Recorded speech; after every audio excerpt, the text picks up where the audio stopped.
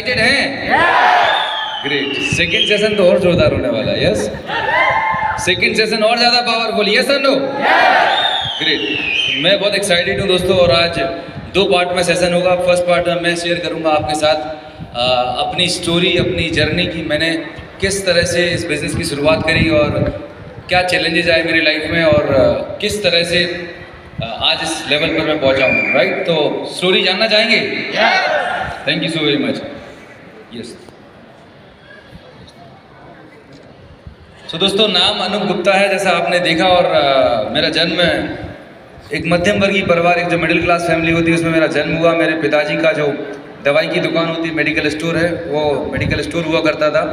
मैं फैमिली में सबसे बड़ा, मेरे से एक छोटा भाई जो पेशे से इंजीनियर है, मतलब सॉफ्टवेयर इंजीनियर है, और एक छोटी सिस्टर। तो एक छोटा सा गांव में मैं पला बड़ा हूं और मिडिल क्लास फैमिली को बिलोंग करता हूं। जैसा हम सभी के यहाँ पर छोटे से मिडिल क्लास फैमिली में जो अपब्रिंगिंग होती है, जैसी परवरिश होती है, वैसे ही बचपन से पिताजी यही बोलते थे कि बेटा पढ़ाई लिखाई करो, है ना, पढ़ने लिखने के बाद तुम्हें अच्छा जॉब करना है। तो ऐसी प्रोग्रामिंग हो रखी थी। राइट, तो मैंने बचपन में अपनी स्कूलिंग करी। राइट, इस तरह से बचपन में ज़मीन पे बैठने वाला स्कूल किया। कितने लोग ऐसे स्कूल में गए हैं, ज़मीन पे बैठने वाले स्कूल में? हेलो, आप सब लोग DUCD जा सकते हो, क्लैपिंग कर सकते हैं आप अपने लिए। यस, क्लैपिंग कुछ करते कुछ नहीं करते, करना तो मिलके किया करो एक बार जोरदार। यस, तो ऐसा बचपन में स्कूलिंग किया और इसके बाद मैं अपने बोर्डिंग स्कूल चला गया। राइट, नवोदय विद्यालय होता है हर शहर में, हर जिले में नवोदय स्कूल होता है, जहाँ पर मैंने अपना स्कूलिंग किया 6th क्लास से लेकर 10th क्लास तक। मेरे पेरेंट्स का तो नहीं पता था, लेकिन मुझे स्कूल में पूछा गया कि आपको बोर्डिंग स्कूल जाना है क्या? तो मुझे नहीं मालूम था बोर्डिंग क्या होता है, क्या करना होता है। मुझे लगा कि कोई अच्छा स्कूल होता होगा, टेबल कुर्सी मिलता होगा, यहाँ ज़मीन पे बैठना पड़ता है, वहाँ पर टेबल कुर्सी पे बैठना पड़ेगा, अच्छा स्कूल होगा तो चलते हैं बोर्डिंग। मुझे नहीं मालूम था कि वहाँ से माँ बाप को छोड़ के घर से बाहर जाना पड़ेगा, दूर रहना पड़ेगा। तो एग्ज़ाम दिया, एग्ज़ाम में सिलेक्शन हो गया, और सिलेक्शन होने के बाद मैं बोर्डिंग स्कूल चला गया। बहुत छोटा, मतलब समझिए 6th क्लास में 11-12 साल की उम्र होती है बच्चे की। राइट, और उस 11-12 साल की उम्र में आपको सुबह उठने से लेकर रात को सोने तक सारे काम खुद से करने पड़ते हैं। आपके छोटे बच्चे रहते तो आप उनके लिए खाना हाथों पर ला के देते हैं कि बेटा, बच्चे नखरे करते हैं कि आज मुझे ये सब्जी नहीं पापा ये खाना, तो माँ दूसरा खाना बनाती है। हॉस्टल में कोई सुनने वाला नहीं था, जो सामने परोस दिया गया खा लो तो अच्छी बात है, नहीं भूखे पेट आपको सोना पड़ेगा। हेलो, सुबह 5 बजे फिजिकल एजुकेशन होता था, तो बहुत टफ इन्वायरमेंट था, डिसिप्लिन इन्वायरमेंट था। लेकिन कहते कि अगर आपकी ज़िंदगी में कोई चीज़ अच्छी नहीं चल रही, अगर आपको मुश्किल लग रहा है, अच्छा नहीं लग रहा है, तो याद रखिएगा ऊपर वाला आपको किसी अच्छी चीज़ के लिए तैयार कर रहा होता है। यस, आज आप जो ज़िंदगी जी रहे हैं, आपकी ज़िंदगी में जो तकलीफें हैं, परेशानियां हैं, वो तकलीफें परेशानियां आपको एक बेहतर इंसान बनाने के लिए आते रहे। हर मुसीबत के बाद, हर तकलीफ के बाद एक अच्छे इंसान बन के निकलते हैं। तो शायद मेरी भी तैयारी यहाँ से ट्रेनिंग शुरू हो गई थी भाई, ये इंडिपेंडेंट कैसे रहना है, जिम्मेदारियाँ कैसे लेनी है। तो पढ़ाई लिखाई की, पढ़ने में मैं बहुत ज़्यादा अच्छा नहीं था। राइट, मेरे को मैथ्स बहुत कमज़ोर थी, गणित में कमज़ोर था। मुझे मुर्गा, कितने लोग मुर्गा बने क्लास में? मुर्गा बने ना, कान पकड़ के नीचे। क्लास के बाहर कितने लोग खड़े हुए? राइट, आप सब लोग DUCD जा सकते हो। हेलो, पढ़ने में बिल्कुल बराबर, कोई मन ज़्यादा नहीं था, टॉपर नहीं था, 33 नंबर पासिंग मार्क। इंग्लिश भी ठीक नहीं थी, कोई कॉन्फिडेंस नहीं था। अपनी पूरी स्कूल लाइफ में, कॉलेज लाइफ में कभी भी किसी भी एक कंपटीशन में पार्टिसिपेट नहीं किया। डर लगता था स्टेज पे खड़े होकर बात करने से। राइट, तो बहुत शाय टाइप का लड़का था, इंट्रोवर्ट था, किसी से बोलने में हिम्मत नहीं होती थी। तो बहुत सिंपल सा बैकग्राउंड था मेरा, है ना। और जब 6th 7th 8th 9th गया, 10th के बाद फिर 10+2 के बाद सब्जेक्ट लेना होता है भाई, मैथ लेना है, डॉक्टर बनना है, इंजीनियर बनना है, होता है कि नहीं होता? कन्फ्यूजन होता है भी कौन सा सब्जेक्ट लें। तो मेरे एक मामा हुआ करते थे, बोलते थे कि भाई तुझे डॉक्टर बनना है। राइट, और मेरे जो दूसरा कज़न था वो बोलता नहीं, इंजीनियर का बड़ा अच्छा रहेगा, इंजीनियर बहुत अच्छा रहता है, डॉक्टर में 5 साल पढ़ना पड़ेगा, फिर उसके बाद और तैयारी करनी पड़ेगी। तो मेरे दिमाग में कन्फ्यूजन था कि मैं डॉक्टर बनूँ कि इंजीनियर बनूँ। खुद का कोई ड्रीम नहीं था, खुद का कोई गोल नहीं था। हेलो, ऐसे ही होता है हमारी ज़िंदगी, शुरुआत में पता नहीं होता, अड़ोसी पड़ोसी जिसने जो बोल दिया हम करने लगते हैं। कन्फ्यूज था क्या करना चाहिए क्या नहीं करना चाहिए। तो मैंने 10+2 में मैथ्स भी ले लिया, बायोलॉजी भी ले लिया, और 10+2 कर लिया जैसे तैसे करके। उसके बाद आई तैयारी मेडिकल करने की। राइट, क्योंकि आपको मालूम है मेडिकल में डॉक्टर बनने के लिए आपको एग्ज़ाम पास करना पड़ता है, मेडिकल एग्ज़ाम। तो मैंने मेडिकल एग्ज़ाम की तैयारी करी। राइट, बहुत तैयारी करी, बहुत मेहनत किया, मतलब पूछो मत, इतना मेहनत किया कि मेरा मेडिकल में सिलेक्शन नहीं हो पाया। बहुत मेहनत किया, लेकिन उसके बाद भी सिलेक्शन नहीं हुआ। 2 साल लगा लिए, मेहनत किया, सिलेक्शन नहीं हुआ। फिर पिताजी को बोला कि पापा मतलब मुझे एक मौका और चाहिए, एक लाइफ लाइन और मिल जाएगी तो इस साल तो मैं डॉक्टर बन के ही रहूँगा। डॉक्टर बनने का ख्याल क्यों आया? क्योंकि मेरे घर पे पिताजी का मेडिकल स्टोर हुआ करता था और हमारे गांव में जो डॉक्टर थे तो गांव के लोग उनको पैर पड़ते थे, उनको बड़ा मतलब रिस्पेक्ट देते थे। तो मुझे लगा कि अगर इंसान बनना तो डॉक्टर जैसा होना चाहिए, क्या रुतबा है, लोग रिस्पेक्ट भी देते हैं, राइट, और अच्छा पैसा भी बना लेते हो। तो बचपन से ऐसा ड्रीम था मेरा डॉक्टर बनने का, राइट। अब पता नहीं ऊपर वाले के अंदर कुछ और प्लानिंग चल रही थी, राइट। तो डॉक्टर को देखने के बाद तैयारी की, नहीं हो पाया। फादर ने बोला कि बेटा मेरे पास पैसे नहीं है, अब आपको मैं आगे मेडिकल एग्जाम की तैयारी नहीं करा सकते, क्योंकि उस वक्त लगभग साल का 60-70 हज़ार रुपये तैयारी का लगता था। उन्होंने बोला कि तुम बड़े हो, घर में तुम्हारे से छोटा भाई है, बहन है, उसको भी पढ़ना है, अगर मैं सारा पैसा तुम्हारे ऊपर खर्चा कर दूंगा तो उनको कैसे आगे बढ़ाएंगे। तो बहुत बुरा लगा मुझे उस वक्त कि काश अगर मेरे पापा के पास पैसे होते तो मुझे डॉक्टर की तैयारी कराते होते, क्योंकि मेरे सारे साथ के जो दोस्त थे वो 3 बार 4 बार की तैयारी कर रहे थे, लेकिन मुझे बीच से छोड़ के आना पड़ा। बड़ा बुरा लगा, लेकिन कोई चॉइस नहीं थी मेरे पास। फिर क्या हुआ, फिर मैंने पढ़ाई लिखाई आगे किया, ग्रेजुएशन किया। फाइनेंशियल क्राइसिस थे तो मैंने ग्रेजुएशन किया बीएससी माइक्रोबायोलॉजी से। ये वाली साइकिल से मैं स्कूल जाता था, कॉलेज वाली। ये हरकुलस की नीले रंग की साइकिल थी, इससे मैं कॉलेज जाता था। और कॉलेज में आपको मालूम है नया नया यंग, कितने लोग कॉलेज जाने वाले बच्चे हैं, यंग बच्चे कॉलेज जाने वाले, राइट, कॉलेज गोएंगे ना। तो जब आप स्कूल के बाद कॉलेज में जाते तो लगता है टशन मारने के लिए, वहाँ पर पूरा नया माहौल होता है, बढ़िया हीरो बनने का मन करता है, यस एंड नो, राइट। लेकिन हमारे पास हीरो बनने के लिए कुछ था ही नहीं। एक फटी टूटी सी साइकिल थी, साथ के बच्चों के पास नया बाइक होता था, कार होता था, वो बड़े पैसे वाले बच्चे थे, तो उनको देख के और जलन होती थी कि काश मेरे पास पैसा होना चाहिए था, मैं इतना क्यों गरीब हूँ, मेरे पापा के पास पैसा क्यों नहीं है। तो अंदर अंदर अंदर ऐसा लगता था हमेशा कि पैसे कम होने की वजह से आपको ज़िंदगी में बहुत बार कॉम्प्रोमाइज़ एडजस्टमेंट करना पड़ता है। कितने लोग एग्री करते हैं मेरी बात से?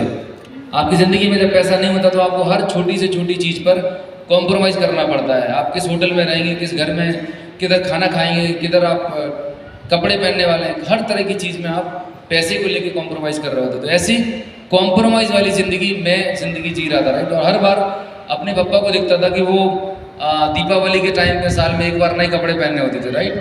तो वो हम लोगों को नए कपड़े दिलाते थे लेकिन खुद नहीं पहनते थे। मुझे याद है आज भी, जब मैं स्कूल में गया बोर्डिंग स्कूल में, तो मुझे उस वक्त एक्शन का शूज़ आया था, नया नया एक्शन का जूता आया था, राइट। तो मैंने जिद किया कि मुझे एक्शन का शूज़ चाहिए। उस समय वो आया था 800-900 रुपये का आता था, 700-800 रुपये का। तो बहुत ढूंढा तो हमारा डिस्ट्रिक्ट लेवल का एक दुकान पर मिला एक्शन का शूज़, हमने दिला दिया मुझे। और मैं दुकानदार ने बोला बाबूजी आपका भी जूता चेंज कर लीजिए। तो उन्होंने बोला नहीं मेरा तो ठीक है, बच्चे को दिला दीजिए। तो मैं ये छोटी छोटी चीज़ें देखता था कि कितनी बार मतलब वो खुद टूटे फूटे जूते पहने हैं, कपड़े फटे पहने हुए हैं, लेकिन हम लोगों के लिए जो भी कर सकते थे वो कर सकते। तो हर एक पेरेंट्स अपने बच्चों के लिए बेस्ट ऑफ द बेस्ट करता है, यस और नो। लेकिन वो कॉम्प्रोमाइज़ करना होता है, एडजस्टमेंट करना होता है। तो ये चीज़ मैं देख रहा था बचपन से, और हमेशा एक ही दिमाग चल रही थी कि मुझे बड़े होके कुछ ऐसा काम करना है कि जो कॉम्प्रोमाइज़ मेरे पापा को मम्मी को करना पड़ रहा है वो मुझे ना करना पड़े आने वाली पीढ़ी के लिए, राइट। तो इस तरीके से काम शुरू किया, पढ़ाई लिखाई भी हुई, मास्टर्स किया बायोटेक्नोलॉजी में, MSc किया। तो सेकेंड हैंड हीरो बुक थी, राइट। ये 1 किलोमीटर चलने के बाद बंद हो जाती थी, धक्का लगा के फिर चालू होती थी, राइट। तो ऐसी ज़िंदगी चल रही थी, पैसे थे नहीं, उधारी से जुगाड़ करके गाड़ी ली, जैसे तैसे करके मास्टर्स डिग्री हो गया, राइट। मास्टर डिग्री करने के बाद PhD करना था मुझे, राइट। डॉक्टर बनना था तो MBBS नहीं बन पाता तो PhD वाला डॉक्टर लगाना था, लाइक PhD करने के लिए फिर 5 साल लगते हुए थे। 5 साल टाइम लगेगा, 5 साल के लिए बहुत सारा पैसा चाहिए। Again financial crisis. ये मेरा रूम था दिल्ली में जहाँ पर मैं PhD कर रहा था, राइट। अच्छा रूम है ना, पैसे नहीं होते थे, एक रूम में 4 लोग रहते थे, 1200 रुपये भाड़ा होता था, ज़मीन पे चटाई बिछाई और कुछ नहीं था। मतलब इस तरह की ज़िंदगी में बहुत सारे क्राइसिस देखे हमेशा, राइट। और फिर PhD भी कंप्लीट नहीं हो पाया क्योंकि उसके लिए बहुत सारा पैसा लगना था, टाइम लगना था, जिम्मेदारी ज़्यादा थी। तो पिताजी ने बोला कि भाई तुम्हारा सिस्टर बड़ी हो रही है, तुम्हारा भाई बड़ा हो रहा है, तुम्हें खुद कमाना शुरू करना पड़ेगा। तो मैंने फिर जॉब शुरू किया, है ना। पहला मेरा जॉब था फार्मा कंपनी में, फार्मास्यूटिकल कंपनी में मेरा पहला जॉब था मेडिकल रिप्रेजेंटेटिव का। डॉक्टर के पास जाते थे, डॉक्टर को दवाइयाँ लिखने के लिए बोलते थे। तो ये जॉब शुरू किया, 3-4 महीने तो बहुत बढ़िया चला जॉब, राइट। 3-4 महीने शुरू कर होता है, 2-3 महीने नई नई नौकरी होती है, शुरुआत का पीरियड होता है हनीमून पीरियड, राइट। आपका बॉस भी आपसे अच्छे से बात करेगा, कंपनी वाला भी कुछ नहीं बोलेगा। 3 महीने के बाद शुरू हुआ टारगेट का प्रेशर। बॉस आपको हर महीने इतना करना पड़ेगा, इतने डॉक्टर से मिलना पड़ेगा। जब ये टारगेट का प्रेशर आना शुरू हुआ तब लगा बाबा गलत काम है ये तो, राइट, मैं इसके लिए नहीं बना हूँ। भयानक प्रेशर, राइट, और ये धमकी देने लगे कि तुम्हारी नौकरी चली जाएगी।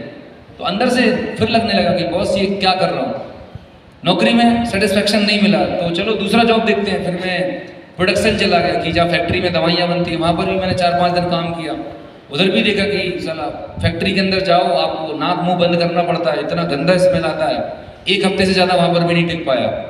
अपने साथ बचपन से एक प्रॉब्लम रही है कि जहाँ पर मन नहीं लगता, चीज़ें अच्छी नहीं लगती, तो वहाँ पर हम चेंज कर लेते हैं, राइट। बहुत सारे ऐसे लोग हैं जिनको एक जॉब है, अंदर से परेशानी है, टेंशन है, लेकिन 20 साल से एक ही जगह टिके हुए हैं। हेलो, मेरे साथ ये था कि मैं अगर सेटिस्फाइड नहीं हूँ, मुझे कोई चीज़ अच्छी नहीं लग रही, तो मैं हमेशा अपडेट और अपग्रेड करने में बिलीव करता था। तो वहाँ से जॉब चेंज किया और फिर एक मौका लगा मुझे डॉक्टर रेड्डीज, राइट, हैदराबाद की बड़ी कंपनी है, मल्टीनेशनल, डॉक्टर रेड्डीज लेव, राइट। मुझे इसमें सिलेक्शन हुआ और मैं एरिया सेल्स मैनेजर बन गया। सैलरी उस समय, सैलरी इंसेंटिव मिला के लगभग 70-80 हज़ार रुपये कमा लेता था। बात कर रहा हूँ मैं 2008-10 की, राइट। आज से 12-15 साल पहले लाख रुपए महीना एक यंग बंदा, 22-23-25 साल का बंदा, लग रहा था लाइफ सेट है। 1 लाख रुपए आ रहा है बस। अब जैसे नए लड़के की मतलब इनकम अच्छी होती तो फैमिली वाले पीछे पड़ जाते हैं, भाई जॉब हो गई, जॉब के बाद अब शादी, सबको पता है, राइट, शादी करना, सेटल होना है। लेकिन फिर भी मुझे लगा कि नहीं, मुझे अभी और थोड़ा सा स्टेबल हो जाना चाहिए। तो जॉब ठीक चल रहा था, 1 साल 2 साल जॉब किया, बढ़िया जॉब चल रहा था। हर 3-4 महीने में मैं हैदराबाद आता था, राइट। हैदराबाद में ताज कृष्णा होटल है बंजारा हिल्स में, वहाँ पर हम लोगों का मीटिंग होता था, 3 दिन का मीटिंग होता था। कंपनी वाले बहुत अच्छे से खिलाते थे, पिलाते थे, फिर फील्ड में भेज देते थे कि अब अगला टारगेट पूरा करो, फिर 3 महीने बाद आना, 6 महीने बाद आना, राइट। तो ये सिलसिला चल रहा था, फ्लाइट से आना जाना, लग रहा था लाइफ बहुत अच्छा चल रहा है। लेकिन ये सब हो तो रहा था, अंदर से सेटिस्फेक्शन नहीं था, क्योंकि कंपनी के लिए हम कितना भी कुछ कर लें, कंपनी हर 3 महीने के बाद अपना टारगेट बढ़ा देती है। इस महीने 5 लाख किया, अब अगले महीने 7 लाख करना है, अगले महीने 15 लाख करना है। कितने लोग हैं प्राइवेट जॉब में? लो, प्राइवेट जॉब वाले, आपके यहाँ टारगेट का प्रेशर होता है क्या? होता है? कितना अच्छा लगता है? मुझे भी अच्छा नहीं लगता था। मुझे लगता था कि नहीं यार, मैं मेहनत तो कर रहा हूँ, पर मुझे कुछ ऐसा क्रिएट करना है जहाँ पर मैं फ्रीडम हो, जहाँ पर मुझे बॉस का टेंशन नहीं चाहिए, टारगेट का प्रेशर का टेंशन नहीं चाहिए। और मेरा एक बहुत अच्छा दोस्त था, जिसके साथ में मैं प्लानिंग करता था कि यार अपनी जॉब के बाद में जो टाइम बचता है ना, खाली टाइम, कुछ अपन अपना खुद का कुछ काम सेट करते हैं जहाँ से हम 50,000, 1 लाख, 5 लाख रुपए बना पाएंगे। मतलब शुरू से ही दिमाग में था कि खुद का कुछ ना कुछ करना है, लेकिन ये नहीं पता था नेटवर्क मार्केटिंग करनी, डायरेक्ट सेलिंग करनी, लेकिन दिमाग में चलता था। बहुत अच्छा दोस्त था और कंपनी के लिए डेडिकेटेड। आपने देखा ना, कुछ लोग ऐसे होते हैं जो बिल्कुल रात दिन कंपनी के लिए डेडिकेटेड रहते हैं, कभी छुट्टी नहीं लेना, कभी नहीं लेना। उसे लगता है कि अगर मैंने छुट्टी ले ली तो रेड्डी कंपनी बंद हो जाएगी। इतना कमिटमेंट, इतना डेडिकेशन, राइट। अपने परिवार का वो इकलौता लड़का था, फैमिली का एक बंदा, नई शादी हुई, 2-3 साल की बच्ची थी, राइट। काम करने के लिए निकला, राइट, और उसके साथ एक एक्सीडेंट हो गया।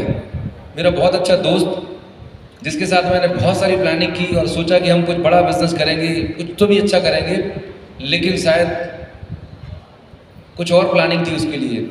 वो सुबह काम के लिए निकला, राइट, पीछे से ट्रक आया, हेलमेट लगाया हुआ था, बहुत तेज टक्कर मारी, आगे भी डंपर था, इतना तेज एक्सीडेंट हुआ, हेलमेट भी टूट गया, हेड इंजरी हुई और ऑन स्पॉट डेथ हो गई उसकी। जब मुझे पता चला कि मेरा दोस्त, जिससे मैंने कल शाम को बात की 1 दिन पहले, हमने प्लानिंग कर ली है कि हम कंपनी खोलेंगे, ऐसा करेंगे, वैसा करेंगे, वो पर्सन आज सुबह इस दुनिया में नहीं है। मुझे विश्वास ही नहीं हो रहा था कि ऐसा कैसे हो सकता है। और आपको बताऊं, कंपनी ने क्या किया, कंपनी ने उस फैमिली के लिए, वो अकेला लड़का था अपने पिताजी का, राइट, नई शादी हुई थी, 2 से 4 साल का बच्चा था उसका। कंपनी ने 2-5 लाख रुपए जो मेडिकल इंश्योरेंस का होता उसकी फैमिली वाले को दे दिया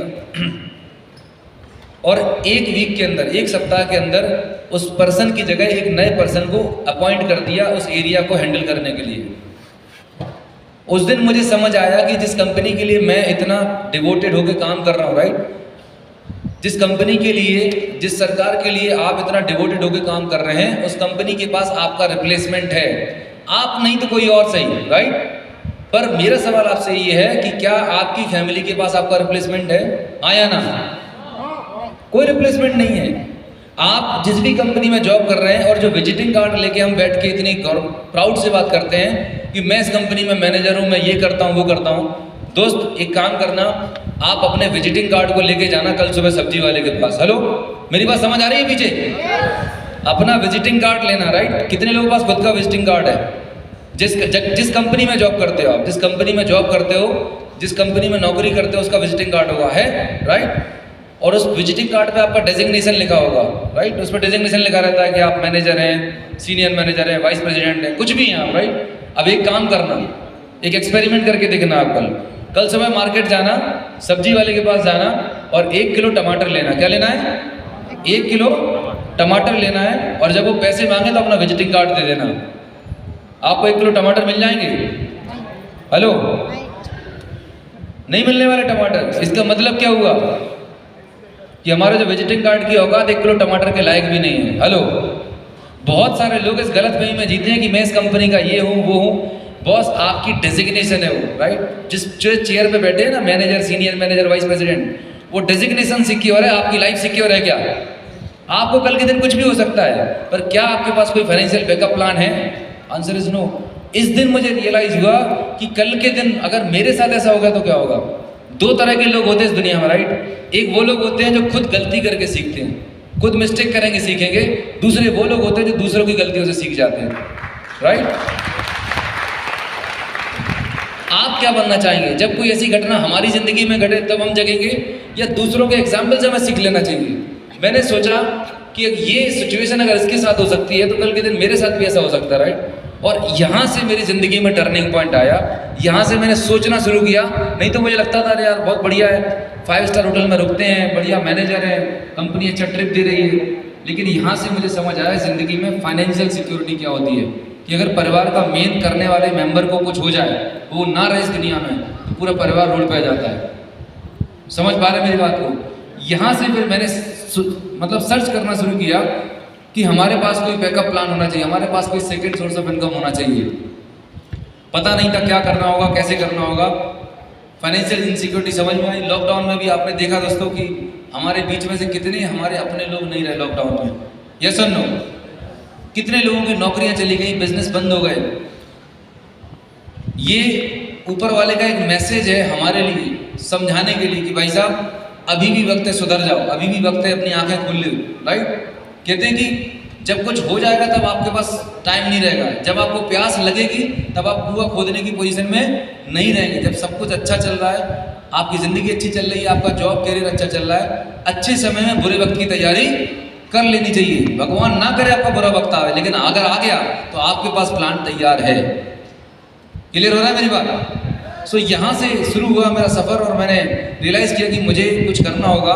2011 में मैं ऐसे डॉक्टर के पास मिलने जाता था, तो जो मेरा डॉक्टर था जिससे मेरी एक अच्छी दोस्ती हो गई थी, तो उन डॉक्टर को किसी ने कंपनी का प्लान दिखा के गए होंगे, राइट? तो पुरानी वाली कंपनी है, उस कंपनी का प्लान दिखा के गए। डॉक्टर ने तो ज्वाइन नहीं किया, लेकिन उन्होंने मुझे इस पर्सन से जो बता दिया कि आप इनसे मिल लीजिए, ये एक्स्ट्रा कम करना चाहते हैं, बिजनेस करना चाहते हैं, आप जाके प्लान देख लीजिए। क्योंकि मैं तो खुद सर्च कर रहा था, राइट? तो जब मैंने कंपनी का मीटिंग में गया और वहाँ पर मैं प्लान देख रहा था, तो 2 चीज़ें मेरे दिमाग को बहुत क्लिक करी। जो मीटिंग में गया, उस मीटिंग में सबसे पहली बात बोली गई कि ये एक ऐसा बिजनेस है जहाँ पर अगर आप 2 से 5 साल काम कर लेंगे, अगर कल के दिन आपको कुछ हो जाए तो आपकी फैमिली को भी पैसा आता रहेगा। Financial security. जैसे ही उसने ये लाइन बोली मेरा दिमाग क्लिक हो गया, क्योंकि मैं भी अपनी ज़िंदगी में कुछ ऐसी चीज़ तलाश रहा था कि जहाँ पर मेरे परिवार को मैं फाइनेंशियल सिक्योरिटी दे सकूं।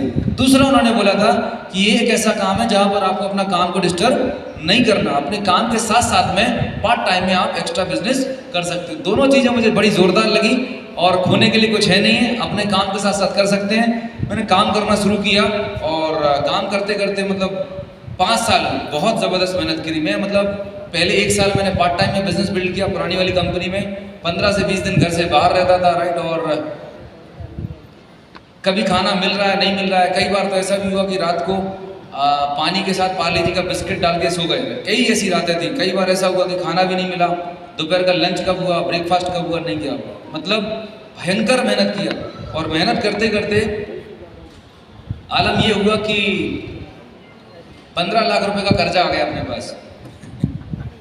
इतना मेहनत किया पुरानी वाली कंपनी में कि 10 से 15 लाख प्लस का खर्चा आ चुका था और समझ नहीं आ रहा था कि ये बिजनेस तो मैंने फ्रीडम के लिए किया था, पैसिव इनकम के लिए किया था, मेंटल पीस के लिए किया था, पर इधर तो सब उल्टा हो रहा है। इससे बढ़िया तो मैं जॉब में अच्छा था। आलम ये था कि बीवी ने बोल दिया था कि या तो ये बिजनेस कर लो या मेरे साथ रह लो, आप दोनों में से कोई एक काम कर सकते हो। बहुत क्रिटिकल सिचुएशन आ गया, नया फैमिली, नई नई शादी हुई, फैमिली को टाइम दे नहीं पा रहा। मतलब ये लगने लगा था कि यार मैंने जो डिसीजन लिया है ये कहीं गलत तो नहीं है, डायरेक्ट सेलिंग में आ गया हूँ, नेटवर्क मार्केटिंग में आ गया हूँ, कहीं मेरा डिसीजन गलत तो नहीं है। और ये करते करते मैंने कुछ नौकरी भी करना शुरू कर दी, कुछ काम धाम भी करना शुरू कर दिया। कुल मिला के हम बहुत स्ट्रगल में आ गए थे, बहुत परेशानी में आ गए थे, बहुत स्ट्रेस में थे, फ्रस्ट्रेटेड थे, कुछ समझ नहीं आ रहा था। राइट, मेरी वाइफ का एक्सीडेंट हुआ, उसी समय एक्सीडेंट इन द सेंस घर पर स्लिप हो गई, बैक पेन था, बहुत तकलीफ थी, कार लेनी पड़ी उसके इलाज के लिए। और सबसे मुश्किल वक्त था मेरे लिए ज़िंदगी का, क्योंकि मेरे पास तो पैसे बचे नहीं थे। जितना सेविंग था वो पुरानी वाली कंपनी में चला गया, माल लेने में, टीम को बांटने में, राइट, बिजनेस को बिल्ड करने में। जब सिस्टर की मैरिज का वक्त आया तो चूँकि मेरे पास तो खुद का सेविंग था ही नहीं, लेकिन फादर की एक उम्मीद थी कि यार ये लड़का कमा रहा है, फोटो वोटो भेजता है, बड़ा लेवल अचीव कर लिया तो इसके पास बहुत बड़ा पैसा होगा। लेकिन उन्हें क्या मालूम किया तो कंगाल है। तो ये जब मौका आया और मैं अपने फादर को कमिट कर चुका था कि आप चिंता मत करो, सिस्टर की मैरिज की मैं जिम्मेदारी लूँगा। और उस वक्त मेरे पास बिल्कुल भी पैसे नहीं थे, राइट, बिल्कुल भी पैसे, मतलब अकाउंट ज़ीरो था, लोन में था। और उसके बाद सिस्टर की मैरिज के लिए 10-15 लाख रुपए लेना थे। जबलपुर में रहता था, जबलपुर शहर का ऐसा कोई बैंक नहीं होगा जिसके घर पर जिस बैंक के मैंने चक्कर नहीं लगा। लिटरली मैंने बैंक के सामने भीख मांगी थी कि आप कैसे भी करके लोन दे दीजिए मुझे, जिससे मैं अपनी सिस्टर की मैरिज करा सकूं। मेरी ज़िंदगी का सबसे टफ टाइम ये था जब मुझे बहुत बुरा लगा, बहुत इमोशनल भी हुआ और इतना पेनफुल था कि मतलब मैं एक्सप्लेन नहीं कर सकता हूँ। जिसने जहाँ पर भी बोला उन्होंने बोला HDFC चले जाओ, HDFC। मतलब मेरे घर पे 15-20 बंडल फोटोकॉपी के बना के रखे हुए थे, ID card, Aadhaar card, PAN card, bank statement. तो किसी भी बैंक में लोन लेने जाओ तो फॉर्मेलिटी करनी पड़ती है, हाँ या ना।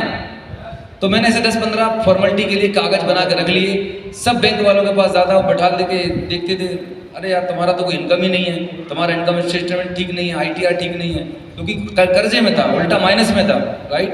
तो जब आपका बुरा वक्त चल रहा होता तो बैंक भी आपको लोन नहीं देता, और आज बुला बुला के देते हैं। हेलो, तो जब आपका मुश्किल वक्त होता है तो आपके दोस्त, यार, पड़ोसी, इवन बैंक भी आपका साथ नहीं दे रहे होते। मेरी सिचुएशन ये थी, बहुत टफ टाइम था, दोस्तों से, रिलेटिव से उधार लेके कैसे भी करके मैनेज किया। लेकिन इस वक्त तक आते आते मैंने एक चीज़ डिसाइड कर ली कि बॉस अब कुछ ऐसा करना अपनी ज़िंदगी में जिससे ये जो प्रॉब्लम मैंने देखी है ये दोबारा मेरी लाइफ में ना आए, राइट। तो ये सिचुएशन रही है, बहुत सारा फाइनेंशियल क्राइसिस रहा मेरी ज़िंदगी में, बिल्कुल फ्रस्ट्रेटेड था, समझ नहीं आ रहा नेटवर्क मार्केटिंग करना चाहिए नहीं करना चाहिए, बहुत हद तक नेगेटिव भी हो चुका था। मुझे लगा कि अब मुझे खुद का जॉब या ट्रेडिशनल बिजनेस करना होगा। ये बिजनेस में आके मैंने अपना कैरियर खराब कर लिया है, क्योंकि मैं अपने दोस्तों को देखता था जो ऑलरेडी नौकरी कर रहे थे, वो मेरे से ज़्यादा कमा रहे थे, तो और ज़्यादा फ्रस्ट्रेशन आता था कि अगर मैं नौकरी करता होता तो मैं भी बड़ा मैनेजर बन जाता, मेरा पैकेज कम से कम 2-3 लाख रुपए महीने की सैलरी पे हो जाता था। मेरे दोस्तों का हो गया था लेकिन मेरा नहीं था, तो और ज़्यादा नेगेटिविटी आ रही थी। लेकिन कहते हैं ना कि ये सारी की सारी जो तैयारियाँ हो रही थी किसी और चीज़ के लिए हो रही थी। ये जो प्रॉब्लम्स, ये चैलेंजेस से मैं निकल रहा था क्योंकि मुझे परमात्मा कुछ अच्छी चीज़ देना चाह रहे थे। यस, तो 2015 आया, मार्च 2015 का वक्त है, जब वक्त आया मुझे वेस्टीज कंपनी का एक डिस्ट्रीब्यूटर आया, और वेस्टीज कंपनी का डिस्ट्रीब्यूटर मेरे से मिला, और मैं तो पुरानी वाली कंपनी में था, तो बिल्कुल एटीट्यूड ऐसा, founder platinum, foreign tour achieve किया, पैसे फुक्कट थे बिल्कुल भी, लेकिन एटीट्यूड बिल्कुल ज़बरदस्त था। अभी वो प्लान दिखाने के लिए आया, तो प्लान देखने के लिए बैठा हूँ कि वेस्टीज या वेस्टीज क्या कंपनियाँ हैं, इनके पास प्रोडक्ट वगैरह होता है क्या, चाइना वाइना से पैक करके भेज देते होंगे। मतलब बिल्कुल बेकार से एटीट्यूड के साथ में प्लान देखा, और प्लान देखा भी नहीं, प्लान सुन रहा था, और सुनने इसलिए सुन रहा था कि उसका प्लान खत्म होगा तो मैं उसे अपनी कंपनी का प्लान दिखा के अपने साथ ज्वाइन कराऊंगा। हेलो, कभी होता है ना, सीधा प्लान है सौदा प्लान, पहले सामने वाले का प्लान देखो फिर अपना प्लान दिखाओ।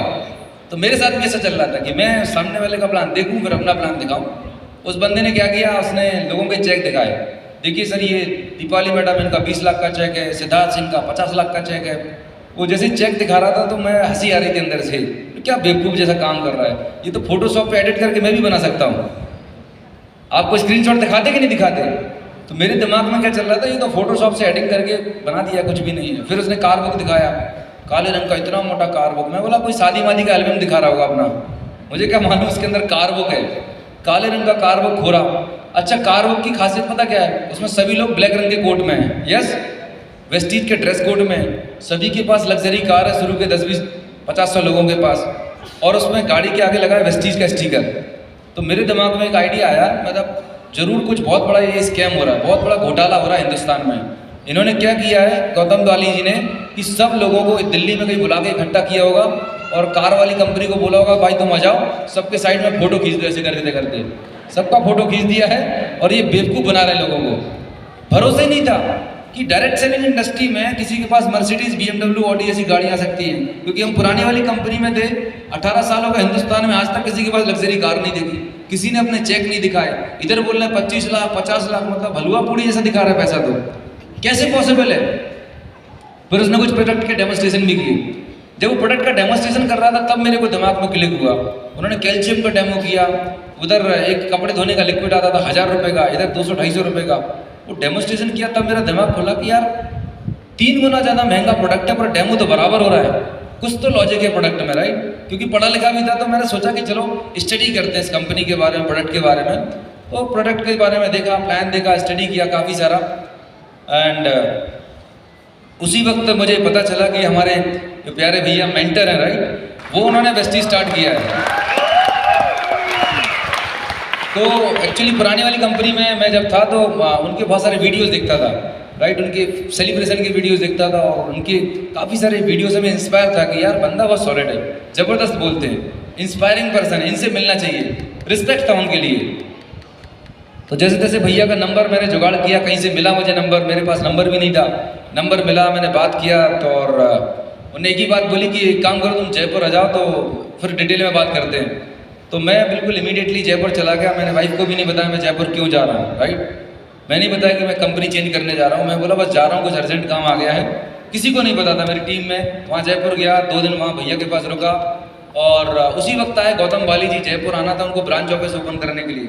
गौतम वाली जी से मेरी पर्सनल मुलाकात हुई, मेरे बहुत सारे सवाल थे, ये प्रोडक्ट इतना सस्ता क्या है, कैल्शियम कहाँ हम 900 रुपये में दे रहे हैं, 200 रुपये में इसमें कैल्शियम है भी कि नहीं, तुम्हारा 900 रुपये 200 रुपये, मतलब इतना सारा क्वेश्चन किया। लेकिन थैंक गॉड गौतम वाली जी सच ए ग्रेट पर्सन, मैं चाहूँगा एक बार जोरदार तालियां उनके लिए। उन्होंने मेरे सारे सवालों के जवाब दिए, उन्होंने बताया कि मैं भी फार्मा इंडस्ट्री से हूँ, आप भी, तो मैं रिलेट कर पाया उनसे और समझ पाया। उन्होंने मुझे प्रूफ दिखाया कि देखो ये इतने सारे लोग हैं, इनका वाकई में इतना पैसा आता है। उन्होंने मुझे एक एक्सेल शीट दी जिसमें टॉप 100 अचीवर्स का डेटा था। मैंने CA से क्रॉस चेक कराया कि ये जो इनकम बता रहे हैं सही है कि फर्जी है। जब ये सब कुछ क्रॉस चेक किया तब मुझे तसल्ली हुई कि नहीं यार, कंपनी तो सॉलिड है और यहाँ पर वाकई में पैसा आता है, आता है। तो डिसीजन लिया, काम करना शुरू किया और जब जैसे ही मैंने डिसीजन लिया तो चैलेंज आने लगे। पुरानी कंपनी वाले अपलाइन को तकलीफ होने लगा, राइट, मार्केट में बहुत नेगेटिविटी मेरे बारे में बोली गई कि ये दूसरी कंपनी में जा रहा है, वेस्टीज तो बेकार प्रोडक्ट है, कंपनी बंद हो जाएगी, भाग जाएगी, तमाम तरह की नेगेटिव बातें मेरे साथ होने लगी। दोस्तों मैं बताना चाहूँगा, जब भी आप अपनी ज़िंदगी में कोई नया काम करेंगे, कोई हटके काम करेंगे तो लोग आपके ऊपर ताने कसेंगे। पहली स्टेज में लोग आपके ऊपर हंसने वाले हैं, राइट, साबुन तेल का धंधा करने जा रहा हूँ, अच्छा मर्सिडीज आएगी, हंसेंगे। दूसरी स्टेज में आपको चैलेंज करेंगे, अच्छा देखते हैं कितना पैसा कमाते हो, राइट, करेंगे चैलेंज आपको।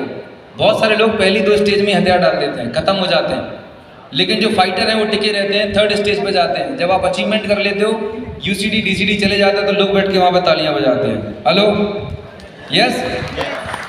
फिर 4थी स्टेज आती है जब अपने दोस्तों को, रिश्तेदारों को बोलते हैं कि देखो सलीम भाई से मिलो, उनसे पूछो 5 लाख 10 लाख रुपए कैसे आता है। समझ आ रहा है? तो ये हमारी लाइफ की स्टेजेस हैं, ये स्टेजेस से हर किसी को गुजरना पड़ता है। मेरे साथ भी ऐसा था और पंगा बड़ा ले लिया था। मेरे पास कर्जा था, दूसरी कंपनी में जाना था, फाइनेंशियल चैलेंजेस भी थे और प्रूव करके दिखाना था, राइट। मतलब ऐसा था कि मैं एक ऐसे पुल पे जा रहा हूँ जहाँ पर वापस आने का कोई रास्ता नहीं है, नो रिटर्न, नो चांसेस, कोई चांस नहीं था वापस आने का। डू और डाई वाली सिचुएशन थी। मैंने काम करना शुरू किया। लगभग जैसे पहले काम किया वैसे ये भी काम किया पूरे हिंदुस्तान में। जिस भी पर्सन ने मुझे फ़ोन लगा के बोला कि सर जम्मू आना, तो जम्मू चला गया। ये नहीं सोचा कि वो ज्वाइन करेगा नहीं करेगा, प्रोडक्ट लेगा नहीं लेगा। जिधर फ़ोन लगा, किसी ने बोला गुवाहाटी जाना है, गुवाहाटी चला गया, राइट। नक्सलाइट एरिया में, मतलब गुवाहाटी जाने के बाद पता चला कि वहाँ पर आदमी को उठा लेते हैं। बाद में मैंने कि बाप रे बाप, कैसे क्रेजी इंसान की चले गए। जिसने जहाँ बुलाया, आज ऑल ओवर इंडिया में मेजर स्टेट्स में मेरा बिजनेस है, राइट। मेजर स्टेट्स में मेरा बिजनेस है। क्यों हो पाया? क्योंकि मैं घर छोड़ के निकल पाया, राइट। बहुत सारे लोग अपने गली मोहल्ले में घूमते रहते हैं और सोचते हैं कि मुझे DCT जाना है, DUCT जाना है, 5 लाख पे जाना है, अगले 7 जन्म में भी नहीं आएगा। हेलो, अगले 7 जन्म में भी नहीं आना। आपको अपना घर छोड़ के 100, 200, 500 किलोमीटर ट्रैवल करना पड़ेगा अगर आपको बड़ा बिजनेस क्रिएट करना है। हाँ, लकी है अगर आपका छोटा मोटा बिजनेस बिल्ड हो गया है, लेकिन आपको वो कंफर्ट जोन छोड़ना पड़ेगा, राइट। अपना गली मोहल्ला घर का कंफर्ट छोड़ना पड़ेगा। नहीं, रात को घर पे पहुंच के बीवी के हाथ का गर्म खाना जो है ना, उसका सुख कुछ दिन के लिए त्यागना पड़ेगा, कीमत चुकानी पड़ेगी। तो मैंने ऐसा बहुत सालों से किया और यहाँ पर भी मैंने कर पाया। और ये करते करते स्टेज ये आई कि मैंने किया क्या इन 4 से 5 सालों में, मार्च 15 से मार्च 18 तक 2 से 3 साल जो थे मेरे बिजनेस के लिए, मेरी लाइफ के लिए बहुत ही क्रिटिकल थे, क्रूशियल थे। इन 2 से 3 सालों में सबसे पहला काम जो मैंने किया, वेस्टीज को बिल्ड करते समय सबसे पहले पूरी जिम्मेदारी अपने ऊपर ली। ये मेरा बिजनेस है, मेरे immediate upline Barel sir, right, SP Barel ji, ठीक है। अब मैं ये तालियां बजा सकते हैं उनके लिए।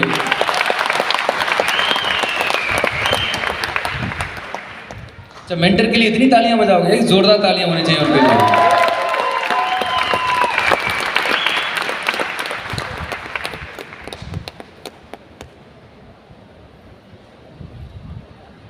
तो वो पहली मीटिंग करने आए जबलपुर। जब मैंने काम को स्टार्ट किया उसके 6 महीने बाद, फिर उसके 6 महीने बाद, मतलब मैंने कभी भी उनको ये नहीं बोला कि मेरा बिजनेस नहीं चल रहा, मेरी डाउनलाइन में लोग काम नहीं कर रहे हैं, मेरे यहाँ पर प्रोडक्ट अवेलेबल नहीं है, मैं ट्रेनिंग करने कहाँ जाऊँगा। कोई रोना धोना नहीं रोया। 100% बिजनेस की रिस्पॉन्सिबिलिटी खुद ली। जिस दिन आप इस बिजनेस की रिस्पॉन्सिबिलिटी 100% ले लेंगे, अपने अपलाइन को, अपनी परेशानियों का रोना बंद कर देंगे, उस दिन आप रियल मायने में बिजनेस को ग्रो कर पाएंगे।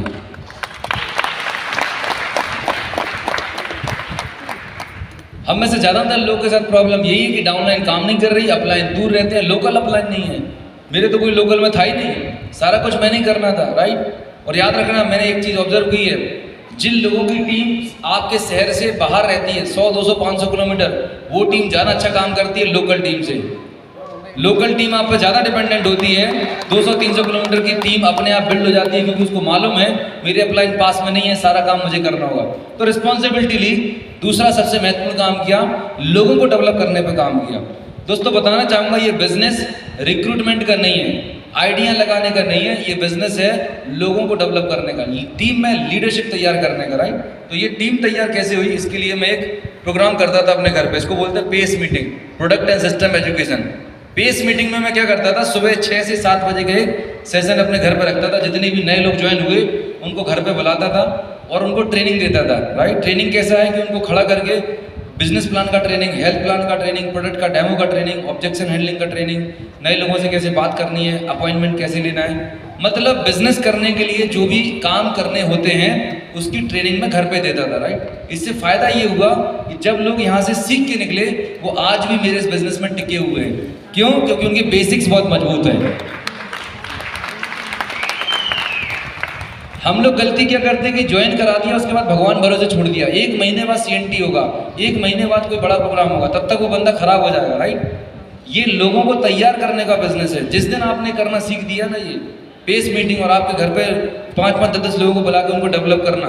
देखिए, कोई भी नया पर्सन जब ज्वाइन करता है उसके बड़े ड्रीम्स होते हैं, वो सोच के आता है कि मुझे सपने पूरे करना है, लेकिन वो महीने भर के बाद इनएक्टिव पता क्यों हो जाता है? क्योंकि जब वो अपने आस पड़ोस के लोगों के साथ बात करता है, लोगों से ना बोलते हैं, नेगेटिविटी सुनता है, तो उसे लगता है यार ये बिजनेस मेरे बस का बात नहीं है, क्योंकि उसको ट्रेनिंग नहीं मिली, उसका वैक्सीनेशन नहीं हुआ। जब बंदा ये मॉर्निंग का ट्रेनिंग मेरे यहाँ से कर लेता था, उसका वैक्सीनेशन हो जाता था। उसको पहले ही पता होता था कि लोग आपको ऐसा ऐसा सवाल जवाब करने वाले हैं, आपको ये प्रॉब्लम आने वाला है। तो जब वो पहले से मेंटली तैयार रहता था तो उसके खत्म होने के चांसेस कम हो जाते थे, वो बिजनेस में रिटेन हो सकता था। ये है। अब जैसे कि हम क्रिकेट सब लोगों ने देखा ना, अब क्रिकेट मैच होता है, फाइनल मैच है, तो क्रिकेट मैच करने से पहले लोग प्रैक्टिस मैच करते ही नहीं करते हैं, राइट? तो ये एक तरीके का प्रैक्टिस है। फील्ड में जाने से पहले लोगों की अगर आपने घर पे अच्छे से प्रैक्टिस करा दी, आपका डिस्ट्रीब्यूटर घर पे खड़ा हुआ है, बोर्ड पे खड़ा हुआ है, प्लान दिखा रहा है, तो आपने क्रॉस क्वेश्चन किया, उसने कैसे हैंडल करना है। तो ये जो प्रोसेस है ना, रियल मायने में असली लीडर यहाँ से पैदा होते हैं, राइट? तो मैंने इस पे काम करना शुरू किया, जिसकी वजह से एक मजबूत टीम खड़ी हो पाई, मजबूत लीडरशिप आई, और डेफिनेटली विनिंग टीम और वेस्टीज के एजुकेशन सिस्टम के बिना तो पॉसिबल हो ही नहीं सकता।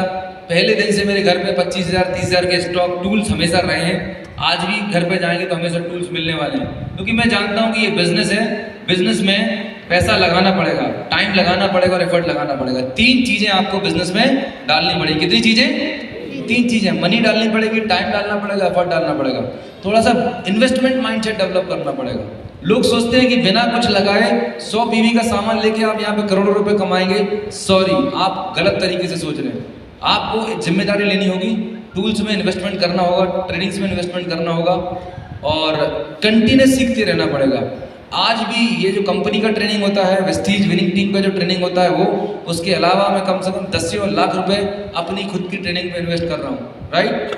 क्योंकि आप जब तक अपने आप को अपग्रेड नहीं करेंगे तब तक आप आगे नहीं बढ़ सकते। एक चीज मैं बताना चाहूँगा आपको, बहुत ज़बरदस्त है, जो मेरे मेंटर बोलते हैं कि जो नॉलेज के साथ में, जो नॉलेज और टैलेंट आज आपके पास में है, जिस नॉलेज के साथ में आप 5 लाख का चेक बना रहे हैं, उससे, उस नॉलेज और उस स्किल से आपको 10 लाख का चेक नहीं आएगा।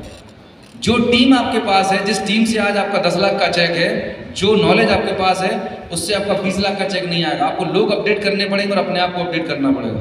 हेलो, हमें लगता है कि वही नॉलेज से हम 5 लाख 50 लाख जाएं। 1 करोड़ कमाने के लिए अलग बुद्धि चाहिए, और 10 करोड़ कमाने के लिए अलग नॉलेज, अलग स्किल, अलग टैलेंट की जरूरत है। आया ना? तो ये काम कब होगा? जब आप अपने आप को लगातार अपग्रेड कर रहे होंगे, बेहतरीन से बेहतरीन बुक्स पढ़ रहे होंगे, बेहतरीन से बेहतरीन ट्रेनिंग में जा रहे होंगे, तब ये कंटिन्यूस अपग्रेडेशन होगा, राइट? तो ये मैं करता रहा, और इसके चलते आलम ये होगा, मेरा पहले महीने का पे आउट था 23,444, दूसरे महीने 40,000, छठे महीने का था 1,30,000, 1 साल के अंदर लगभग 1.5 साल के अंदर लगभग 2 लाख का चेक था। फिर ये चेक 4.5 लाख हो गया। 2 साल 2.5 साल में, लगभग 3 साल के अंदर मेरा चेक 10 लाख का था। 10 लाख रुपए महीने, अगस्त 2018। और ये मैं बात कर रहा हूँ अगस्त 2020, कंप्लीट लॉकडाउन, दुनिया बंद है, 18 से 19 लाख रुपए की इनकम घर बैठ के आई है इस चीज से।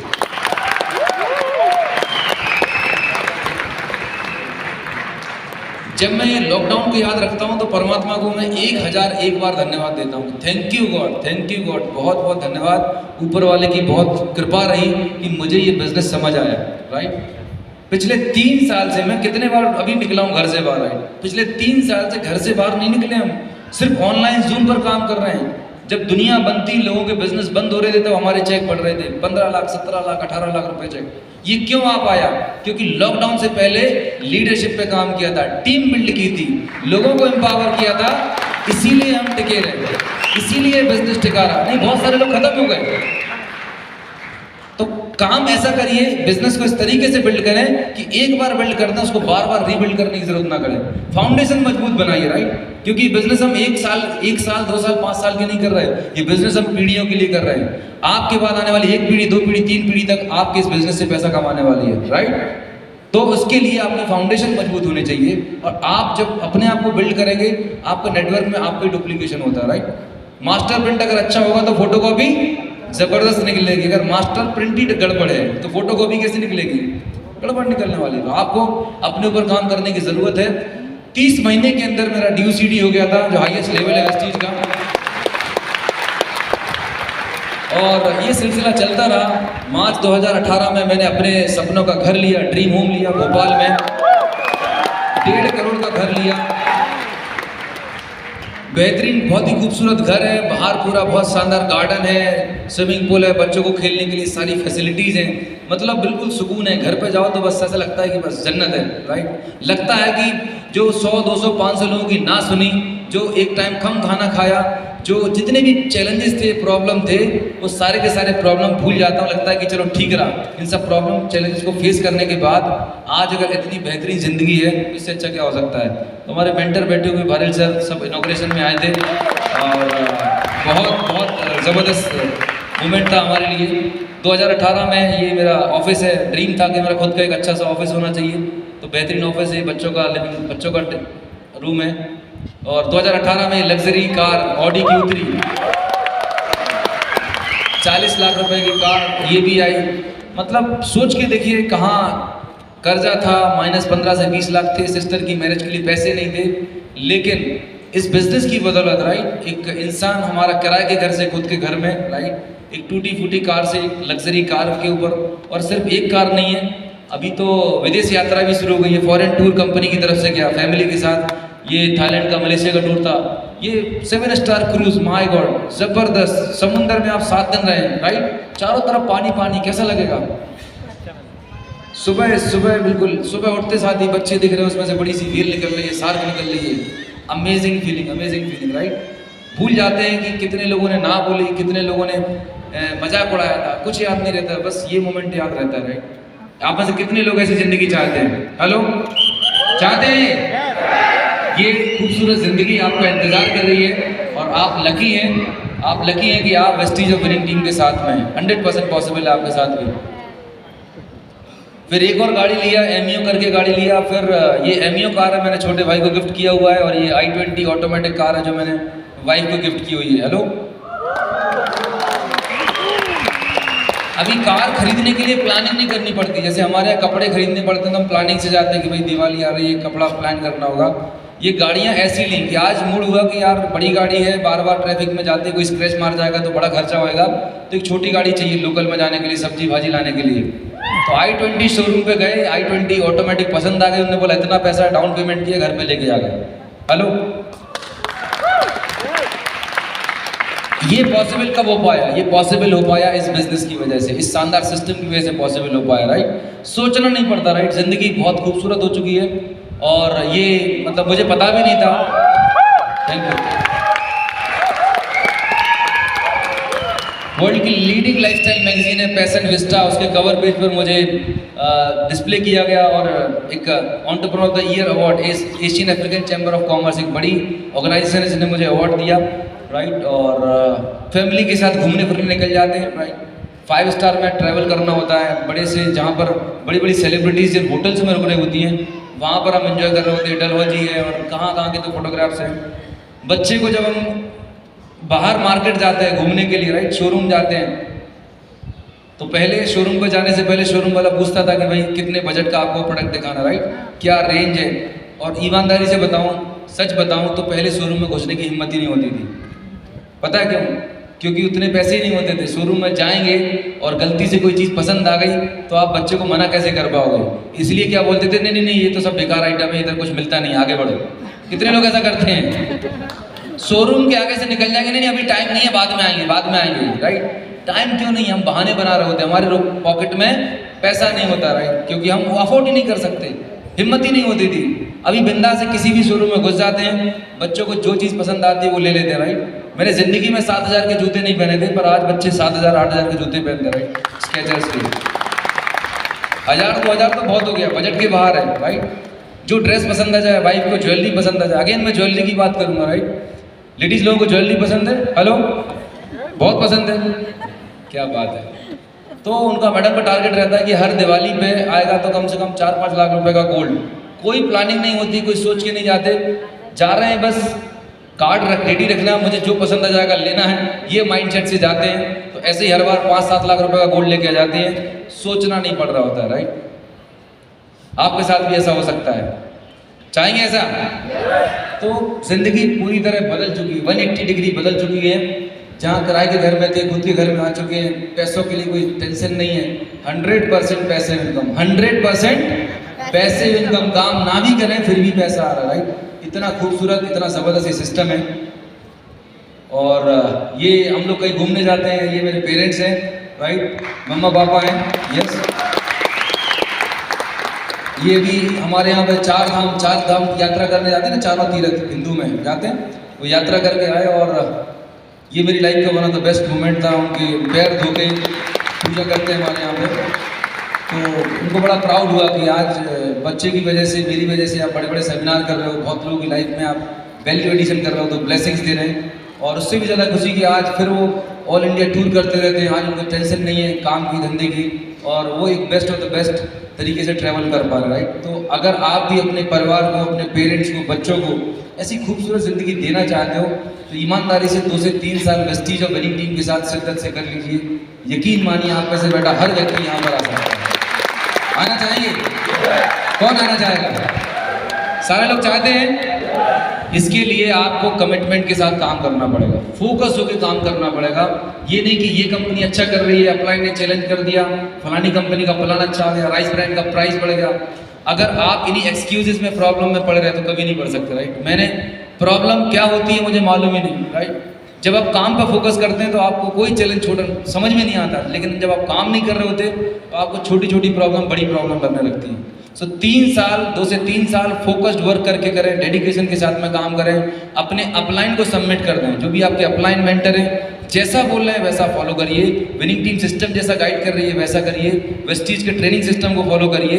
बस आपको अपना दिमाग नहीं लगाना, क्योंकि जैसे ही आप दिमाग लगाओगे आप ग्रो नहीं कर पाओगे, क्योंकि आपके दिमाग में अगर इतनी ताकत होती तो ऑलरेडी आप 5, 10, 15 लाख रुपए कमा रहे होते। यस और नो?